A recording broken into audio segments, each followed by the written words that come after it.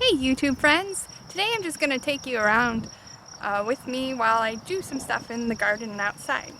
The first thing we're doing is we had this big log right here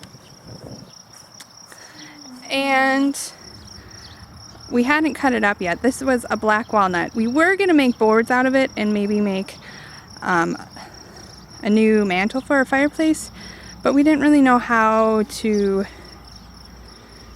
transport that big heavy log to a town like 20 minutes away, so we didn't do that. We just kind of cut it up. These pieces are for firewood, and over here these two we're gonna use as seating around a campfire area that we'll be building, and I don't know if we'll get it done this year or maybe next year. And then over here I have stacked up some thinner pieces. And what I'm going to do with one of them is I think I'm going to just paint this with a seal coat, and then I'm going to make markings as a tic-tac-toe board, and maybe on the other side I'll do a chessboard, and then it'd be a fun little outdoor game stand. So I thought that would be really cool. And then for the rest, I think I want to make legs for them, and there'll be little seats for the garden, and probably to put around the campfire or elsewhere too. It'd just be really cute, I think. Yeah. So that's that. I probably won't get any of that finished today because there's a lot of weeding and other organizational things to do, but that's my idea for that. I finished planting some basil. We had it ready to go in a little pot a few weeks ago, but then the rains came and it was too wet to plant and all this stuff. So I finally got it in. It's a little yellowed, but it'll bounce back. It'll be okay. And what I did with it was I planted it with the tomatoes as a companion planting.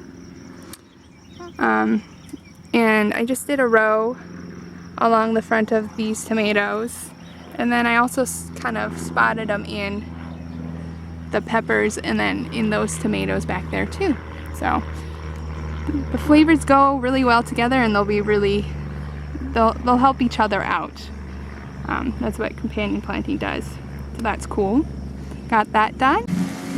These blue potted peas obviously outgrew the tiny little trellises I had for them, so I had to put up this fencing in between them to hold them up. Some of them are approaching 6 feet tall.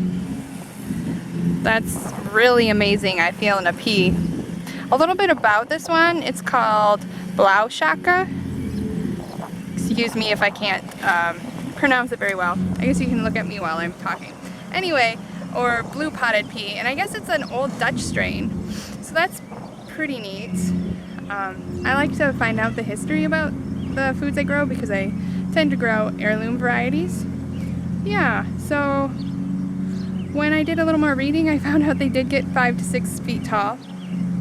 Now I know for next year, and it really wasn't that hard to put up fencing in between. I had a good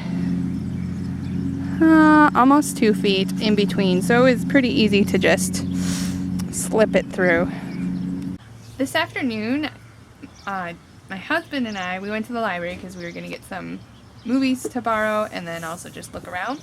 And one thing I picked up was this book called Keepers. It's by Kathy Brennan and Carolyn Campion. It looks like a lot of really awesome recipes in there, so I'm going to look through it and see what I might like and what I can use for my garden to make those recipes. We also, on the way, saw some elderberry bushes. On our property we have one elderberry bush, but it's really small and it hasn't really produced a decent crop of elderflowers or berries. So we don't have any ourselves. So when we saw them, we're like, let's keep that in mind.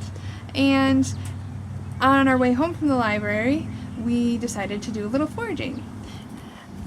And here's the little bag of elderflowers. I'm really excited about this. We just ended up having this paper bag in the car, and luckily what we could pick there filled the bag.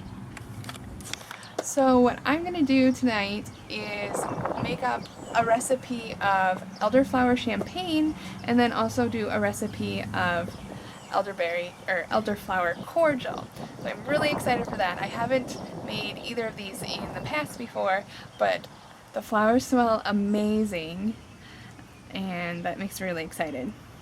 So that's what I did. If you have any recipes for elderflower or even elderberry, shoot me a message. I'd love to hear them. Oh man, look at all those strawberries. This afternoon I picked them, and then we, just took the greens off and put them in this gallon freezer bag, and they'll go in the freezer for later use.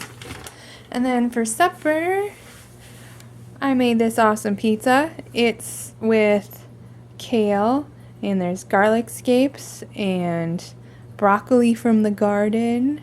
So it's a homegrown pizza. I made the dough myself too. Yeah. I suppose the last thing I'm going to do tonight is just enjoy the beautiful weather out on the deck.